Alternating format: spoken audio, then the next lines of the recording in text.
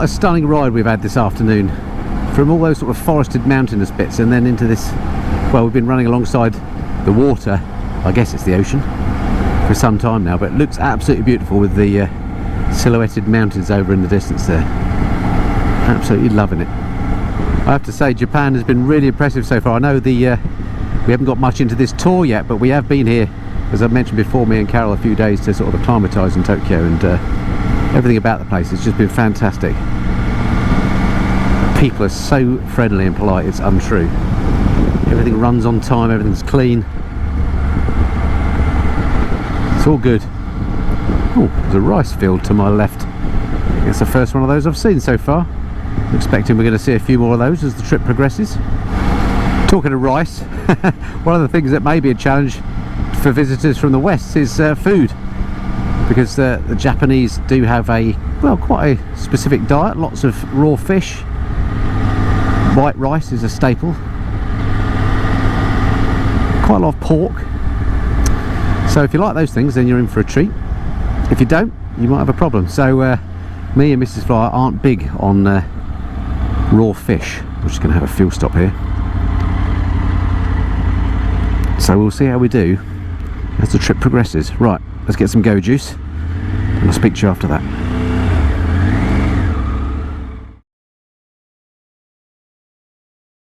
Okay, so we made it to the temple. This is called the Okubo Temple. It's on the pilgrimage trail. Apparently it's number 88, if you're keeping score of that sort of thing. And it looks like this.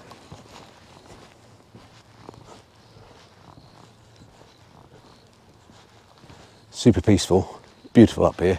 Nice and cool as well for a change.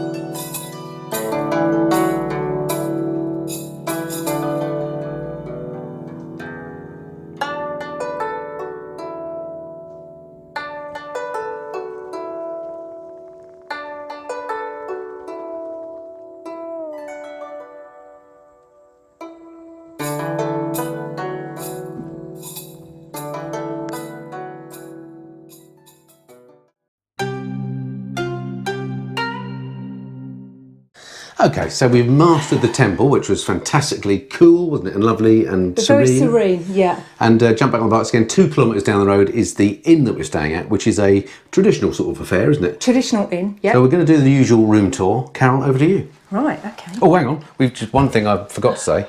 We were given a pair of slippers when we came in. You have to leave your shoes at the door of the main entrance of the hotel in a special slot with our name on. Then they give you some slippers, which you have to take off before you go into the room. There's our slippers. Yeah. And anyway, and right, the reason room being tour then. that they don't want you to stand on the matting with your slippers. So here is our lovely room. It's fantastic.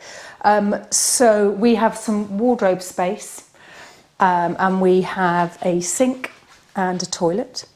When we're going to dinner very shortly, and when we go to dinner... And this is some sort of an eating vestibule? What was this? Relaxation area? Yes, yeah. Good? So chairs look comfy. If we'd got here a bit earlier, we may have had some tea. So in here, there is a teapot. Yep. And a snack and some tea bags and some hot water. So anyway, we'll do that later. And you're not allowed to put anything in front of this? No, you don't want to damage this area. And then when we go to dinner, our hosts will come in and make our bed, the futon, for us. So that's pretty cool. Well, I hope it is. I could do with a decent night's sleep and I need a decent meal. So that's what we're going to go and find now. I'm not sure what the etiquette is about filming while you're eating. I've got a feeling it's a no-no, so we'll have to tell you what the food's like another time. Maybe I'll get a little surreptitious snap or something. But anyway, top room, huh? So we've been for supper, and which was a very interesting affair because we mentioned this was a traditional inn. Yes. So the food was very traditional. I didn't take my video camera in, although I did some surreptitious shots with the iPhone, so I'll put them in here now. A complete mix of stuff, lots of raw fish, no pork, So that was good. But we did manage to, of the stuff there that we did like, actually, I'm quite full. There's loads of cooked fish, rice, tempura vegetables, which were beautiful, some beef. And a real privilege, really, for us to, because normal Westerners would struggle getting here, because if you don't speak Japanese, then they don't like to host you or let you here because they can't understand your requirements, as it were. Yeah, so anyway, and they can't serve you in host way.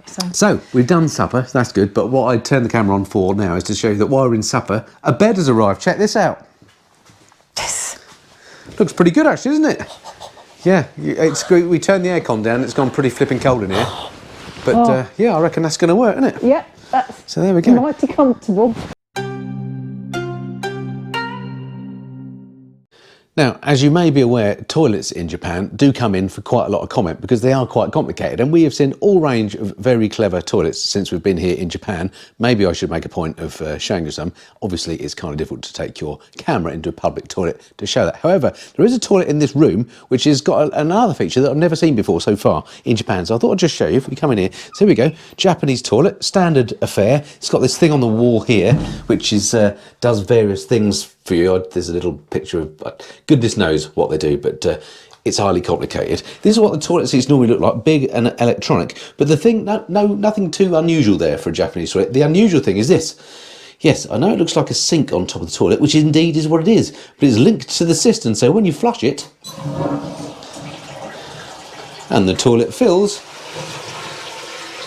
you get a little run of water, so you can wash your hands at the same time as the system's refilling.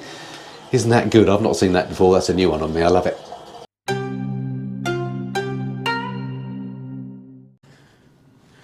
Right, I couldn't come to this traditional hotel and not show you this aspect of Japanese culture. Excuse the outfit. This is what you have to wear when you come here. Check it out. Fetching, eh? Anyway, you may have noticed there's no shower room or shower type thing in our room, and that is because everything is done communally here. There's like a communal bath. Now, I have been in here just now and checked that there's no one here, so I'm okay to film, I think. So, and it closes very soon, so hopefully we'll be all right. But I just want to quickly show you the bath. This is where you leave your slippers and your dressing gown and so on. I'll break the rules and just go in with them on. And here's the bath. So there we go, it's a bath. It's full of it's actually sort of natural spring water. It's going to get steam. It's very hot in here. You have a shower first at the side of the bath using the facilities here. Then you jump in there. It's super hot. I'll come out again because it's getting very steamy indeed. And you have a very pleasant relax in there. Let's give you a quick wipe. Hopefully you can see me again. So there we go. So if you come to a traditional hotel, forget having a shower in your room and ensuite and all that sort of thing. You come here for your bath. Fancy that.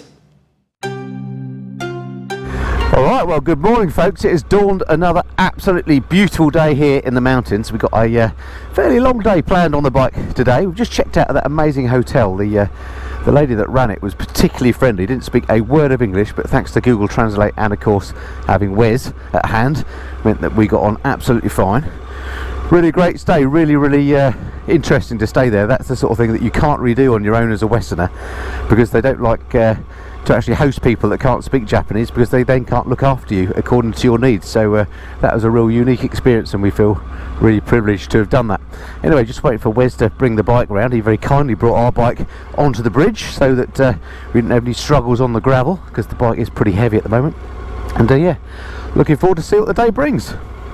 Today's trip, I'll pop up a Google map of our route. Basically, we're going to be taking in, I think, a run through the mountains, through a gorge. This area is particularly known for its gorges. It's got several of them. We're going to do one of them and maybe part of another. And one of the features of those gorges is that they have special sorts of suspension bridges made out of vines. So we're going to check out a gorge, check out a suspension bridge. I'm sure there's going to be maybe some temples and things to see as well. So yeah, Wes has got all sorts planned for us. Well, straight off the bat, we're already into this incredible scenery. Wes said that yesterday was nothing compared to what we're going to see today, so really looking forward to more of this. It really is a beautiful part of the world, super mountainous. Weather forecast wise, the weather is set fair today. There's a chance of some rain potentially tomorrow, which is a day where we're going to be doing potentially some high mountain passes, so we might have to change the plan slightly if the forecast is too bad, because there's little point in doing those if if you can't see anything and if there's too much detritus on the roads, because apparently you do get quite a lot of gravel and stuff washing off the mountains up there. But we'll play that one by you tomorrow. But today is a beautiful day, so all good. Some rice fields here by the looks of it.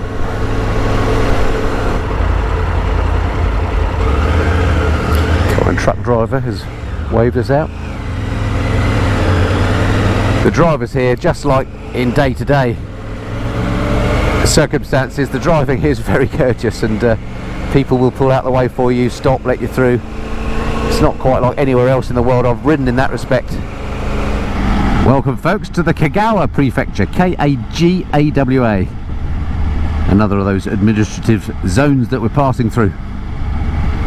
This little town we've just rolled through, as ever I've turned the camera on too late to capture it, but somehow reminded me of a ski type town, almost like lodges, the Japanese style buildings built up alongside the hill type look. Anyway, smells beautiful. It's a shame it's not smell-o-vision. There's some lovely whiffs as you ride through Japan of the various bits of flora. There's somebody doing a bit of rice cultivation, are they? No? Grass? No, not sure. Who knows? Anyway. One of the interesting things that I saw back at the hotel that Wes pointed out actually was the way that they grow shiitake mushrooms in logs of wood. I took a snap of how they do it. Basically they bore out holes in these, I think they're oak logs, put in the spores and then block up the holes with corks, which are the white things you see on the picture, and then about 5 years later you get shiitake mushrooms, and apparently they kind of take over the log and you get absolutely loads off of each one, like more than you can eat, and that's in the case of the hotel, that's what they serve in the restaurant. I've never seen that before. Apparently it's quite common. Wes says he does it in his garden too. So if you're a mushroom fan, might be one worth considering. Well, this is a beautiful road that we're riding through now folks, but the reason I've just turned the camera on is because I love these little idiosyncrasies about countries. Check out this pylon above me. I hope you can see it on the GoPro. It is massive. It's got what, 1, 2, 3, 4, 6, 7 side bits that hold the actual high voltage cables. At home I don't think I've ever seen one with maybe 4, but they're all along this hillside. Obviously it's a main power line, but I don't know, it's one of those things. Pylons in other countries always fascinate me. Look at that one up there, look at that red and white one. Just the sheer number of cables that is carrying.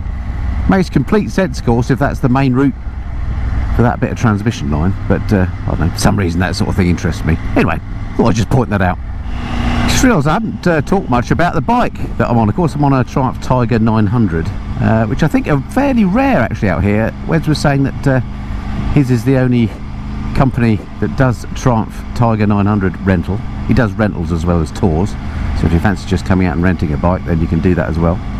But I haven't been on the Tiger 900 for some time, well, probably since it was introduced. I did borrow one for a couple of weeks and did the usual reviews and so on, but this is the first chance I think I've had to ride one properly on tour. I rode the Tiger 800 in Thailand and got to know that bike and really liked it, and I've always been a fan of the Tiger 900 as well. The only thing is I've been critical of are the fact that they've taken away that triple noise by making the firing order slightly different, and also I complained a little bit about some vibes, but I have to say, having ridden this bike now, you know, for a full long day, the vibes just aren't a thing. There are no vibes on this bike really, and indeed I don't miss that the triple whine either, so those have gone. It's going to be interesting to see, you know, having sort of lived off this bike for a couple of weeks by the end of this tour, how it will do. It's very comfortable. Mrs. Fly's on the back, she's got the heated seat on at the moment, or to start with today when it was a little bit cooler. I had the heated grips on earlier. It's very comfortable in that respect, no different to the GS really. A little bit down on power of course, the GS, you do miss that a bit on overtakes, but it's certainly not underpowered. You just have to wind the throttle on a bit more. The only thing I don't like about this particular one, I'm not sure how old this is. It's I think it's fairly new, but I think they may have changed the TFT since this model. I'm not sure. I'm not a big fan of that TFT. It's big and it's clear. I just don't like the way Triumph do that layout. I think the sort of current 2024 model year ones are somewhat different. I'm not sure. But yeah, overall, nice bike. Enjoying it. I've only just remembered as well that it has a quick shifter, so that makes life easy as well when you're touring. Something you see quite a lot of in Japan as you're riding along are these small cars with the yellow number plates. You see these, like, they look like little micro minibuses almost. They're here. There goes another one. Look, and another one passing us now. They're specific to Japan. They've got very small capacity engines, I think up to 660cc or 630, something like that.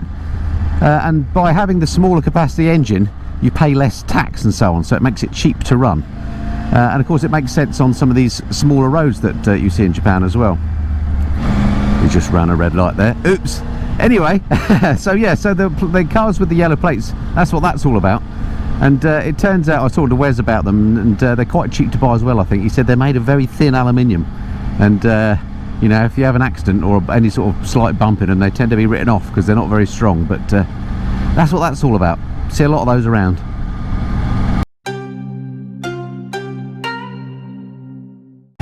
So we stopped for a coffee break and a toilet stop a little while ago, and I was saying to Wes what beautiful scenery we've been riding through, and he said we haven't even got to the good stuff yet. This is just the route to the good stuff being the gorge. So I mean, just check out what we're looking at here. The GoPro always flattens things out, but these hillsides, well, mountainsides, are massive and very impressive. Made all the better by this beautiful weather again we're having today. Let me remind you, I'm recording this in late October, and it's what, it's about 11 o'clock in the morning, and it's 23.5 degrees according to the on-bike thermo. I had to just turn the camera on here. We just crossed the river. I think it's the Tokushima River, and there were some absolutely stunning views down the valley there. And as ever, I've missed the good stuff. But I'm sure there'll be plenty more to come.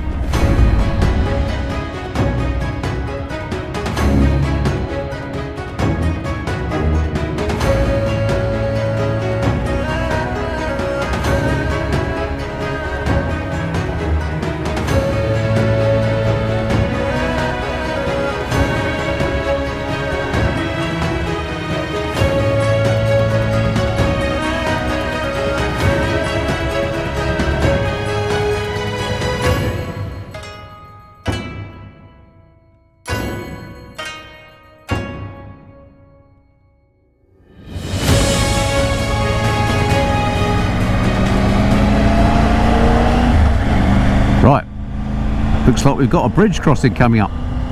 This looks like a good one. Look at that. Don't know if I mentioned, but I do love a bridge, me. This looks like a slightly different one to what I've been on before. Let's check this out. Oh yeah, cool. Look at this, folks.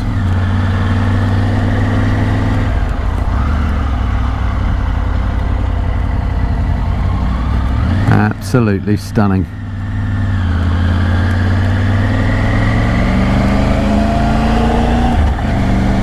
Well, okay folks, we've made it, I think, to the gorge that we're aiming at. If it's not the gorge, it's certainly gorgeous. Just look at this.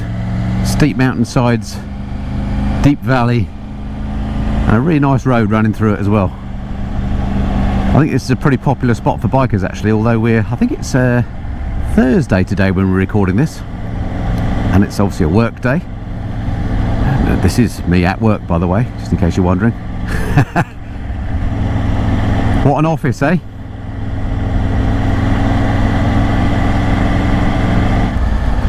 Incredibly dense vegetation here. Amazing. Right, speak to you after the tunnel.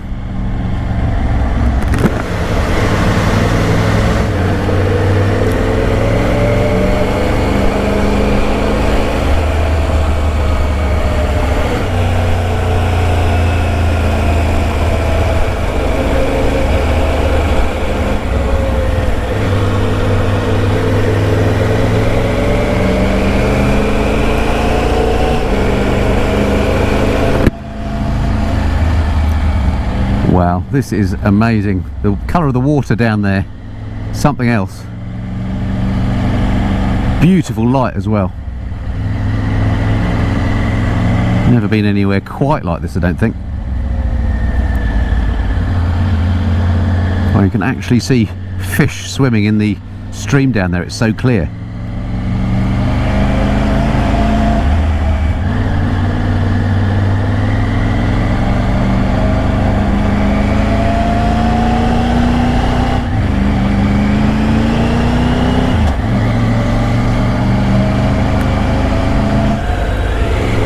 Folks, it doesn't get much more off the beaten track than this, does it? What a cool ride.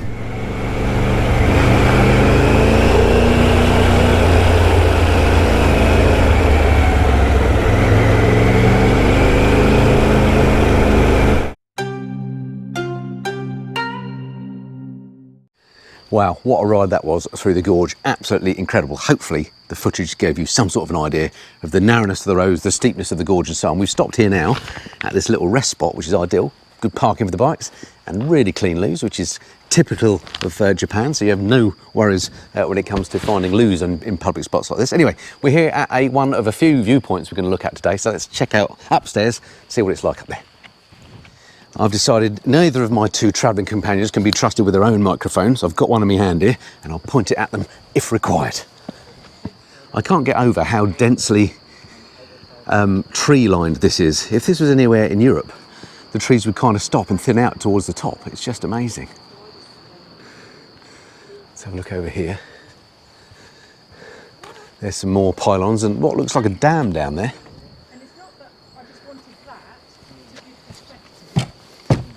Let's have a look up here.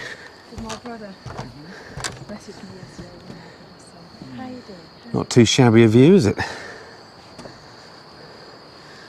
And I'll get the iPhone out and show you the riverbed down there as well.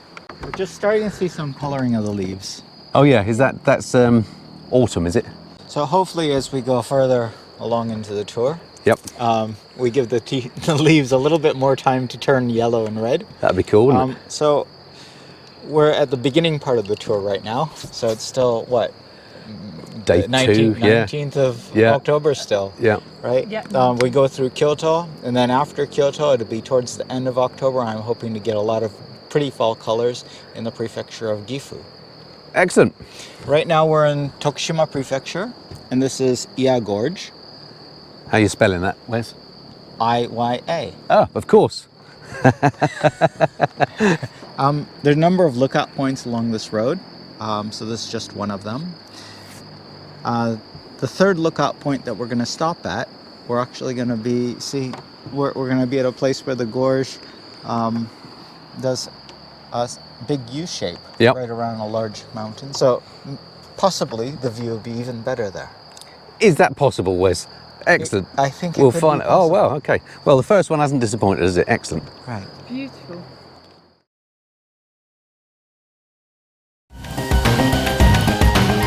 Hey kids, we're the missing the flyers.